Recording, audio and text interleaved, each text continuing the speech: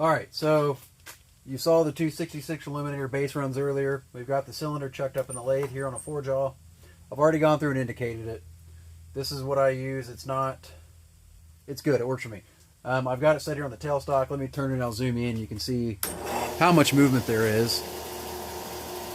You can already zoomed in there a little bit. You see that needle's not hardly moving despite riding where it is. So if I stall that, let's go ahead and push it up to where the band is. Do the same thing. You can see once again, there's actually a fleck of movement there. I'll have to tickle that a little bit more. But we do this process back and forth until the needle doesn't move. This goes down to actually a 1/2 thou is what it's offset at. You see how little that moves when you're just doing it by hand. When you're spinning it, the weight of your plate and the cylinder offset it and will swing it a little bit.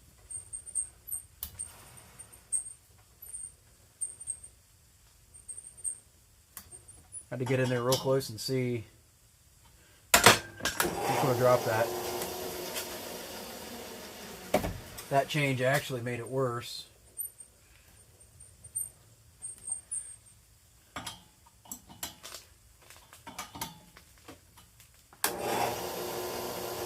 See, it's still got this little flutter there.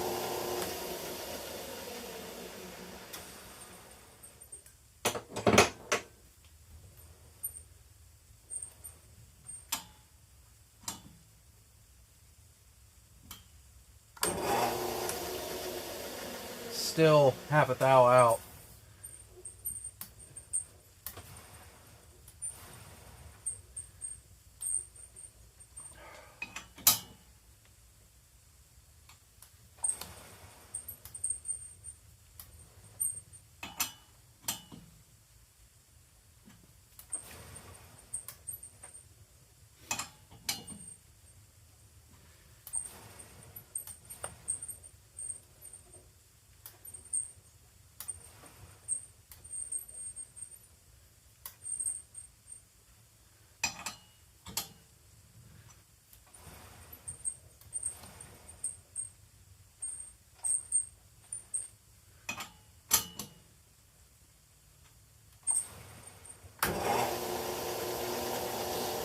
So there's just a tiny little flutter there on the needle. If I zoom in there, you can see it.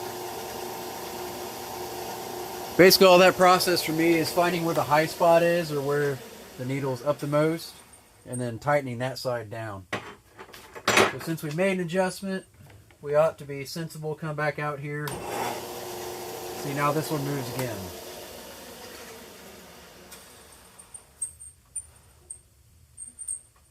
A lot of guys, or from what I've seen, there are quite a few that... I did that backwards. Out here I've got to go down. Find the low spot. Tighten.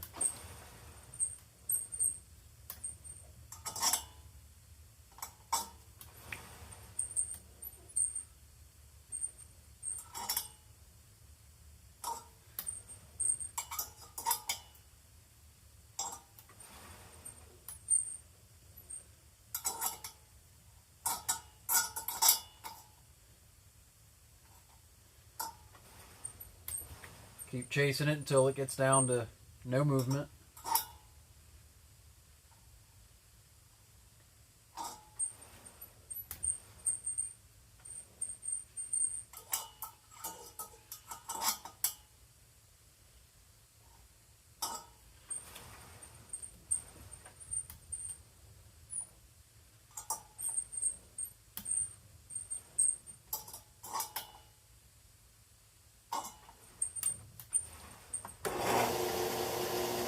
Very little movement.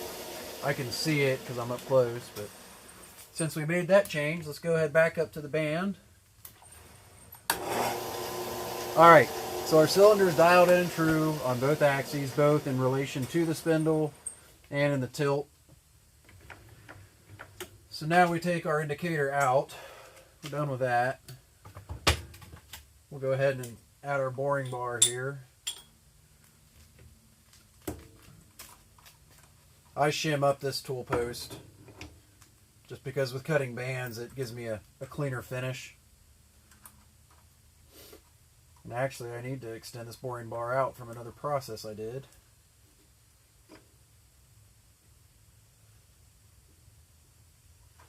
And I try to tilt it a little in this way.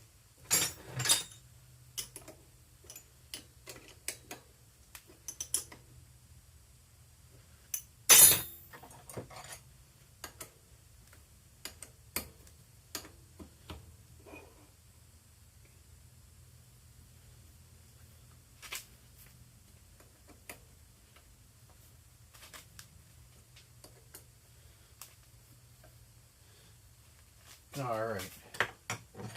So I'm going to take you and put you over here so you can see. Don't move now. Hold still. Oh, you moved. All right. Now I'll actually zoom you in a little bit. So the next thing I do, make a mess. I get my boring bar tip over into the cylinder. I'll go all the way up until it touches.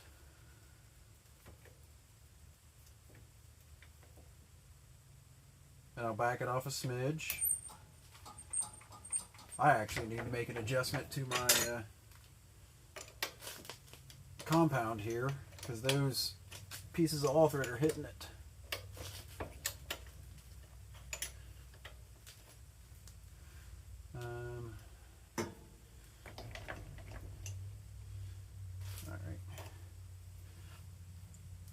Leave that at 10 degrees for no good reason other than that's where we landed.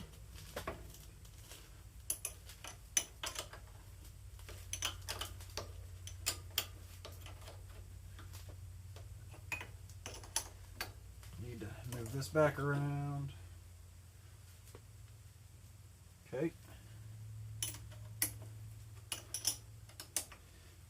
All right. So now that we have our clearance, inside the bore all the way up till it touches, back off a few, out to the bore this way where it touches. Okay.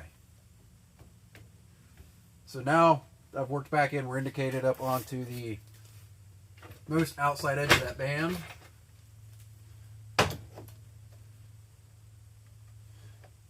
Because we're going in, I'll make sure it has more than a turn on the dial of indication here.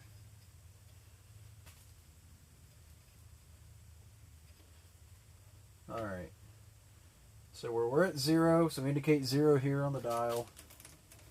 Go all the way into halfway.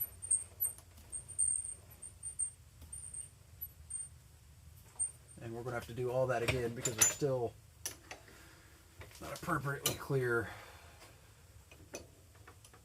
like we should be.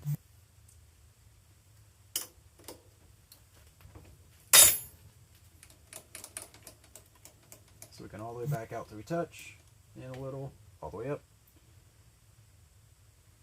Indicate back to 0. Plenty of space. All right, so this is where we start taking cuts. I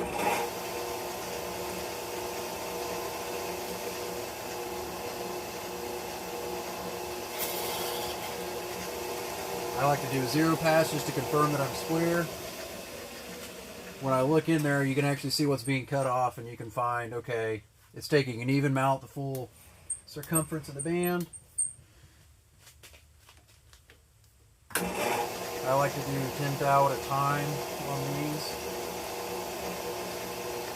You never know when you're going to run into planing or issues.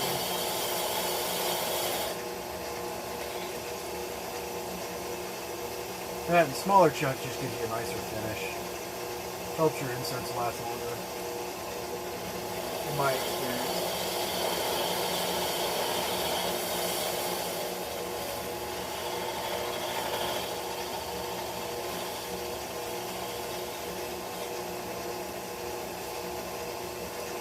Back to center.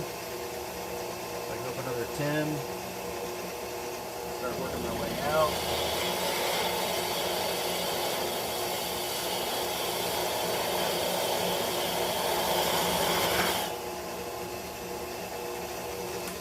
Alright, so we've taken 30 out. I'm going to visually check it.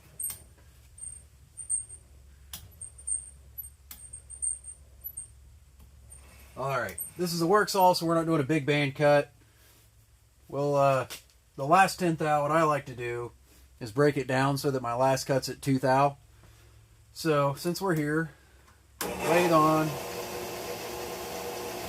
indicate 7 thou. We'll do 3 on our last pass.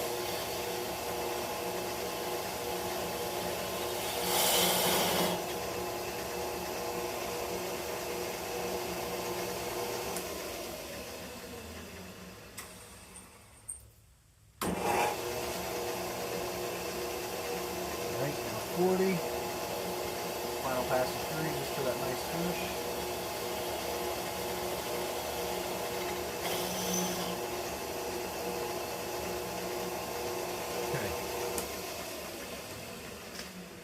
So we've cut 40 out of the band.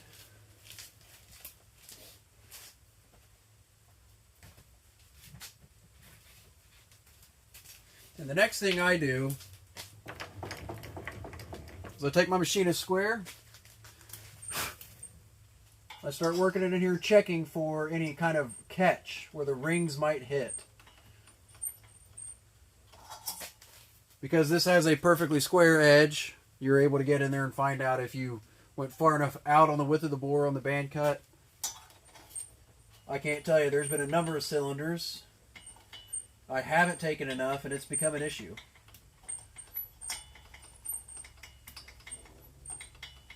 Alright, so we've got the full 360 on there. We can tell that we're good. So that's how I cut bands. Pop the whole jig off here. And you can take a look at it. So this is an OEM 266 jug. Took 40 thou out of it. Next thing we'll do is go through and mount a mandrel so we can cut the base off. It'll come out of the jig. We will cut this extension to make sure we clear on the crankshaft, and then we'll get into timing it again and figuring out where we want our numbers to get at for what this saw is going to do. So there you go.